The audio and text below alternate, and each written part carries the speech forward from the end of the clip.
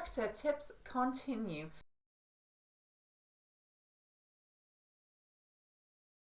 Hi guys, welcome back to my channel. If you're new here, welcome.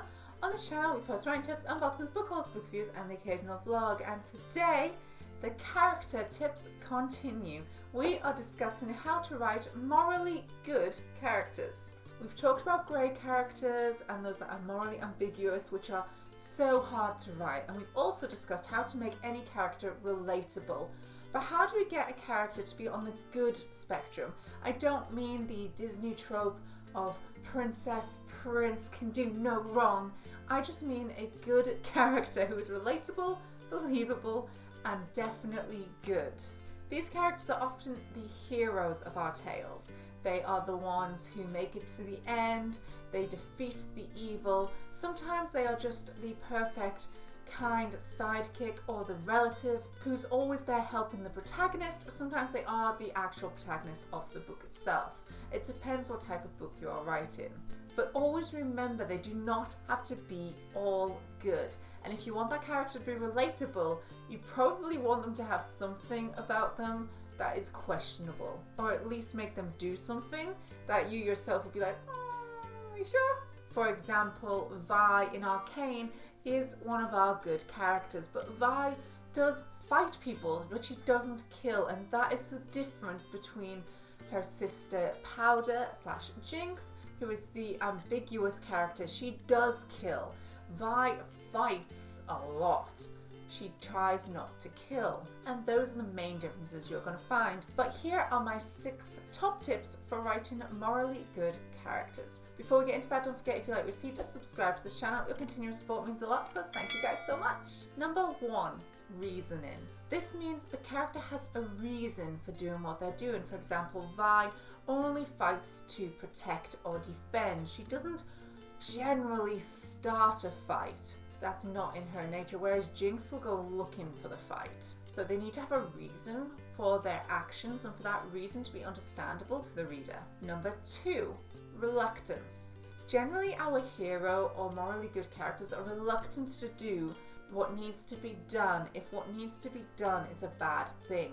For example, closing the gates to a major city when civilians are still trying to get to safety in order to save the majority, or going to fight or assassinate a certain someone in order to protect a vaster majority, or abandoning a character who is your friend because you know you cannot save them from themselves. These are moral decisions that the good character is going to have to make, but they need to be reluctant to make them. Number 3, heart. So even the morally ambiguous characters have a heart, and you should see them being hurt, but the good character needs to have a bigger one. So things like the bad or ambiguous characters can kill an animal and not care. The morally good character can't. So you'd have them giving food to a bird or something even if they're starving. You'd have them giving away a blanket even though they are cold to a poor child. They will give more heart openly than a morally grey or a bad character. Number 4, together. Unlike your bad character, which is generally very isolated, and vice versa, your morally ambiguous character semi-alone, the good character normally has friends, and they often have very good and close ones, and ones who will risk themselves for that good character. It's this togetherness that reminds you that this character is someone you should know and someone you should get on with. Number 5, guilt.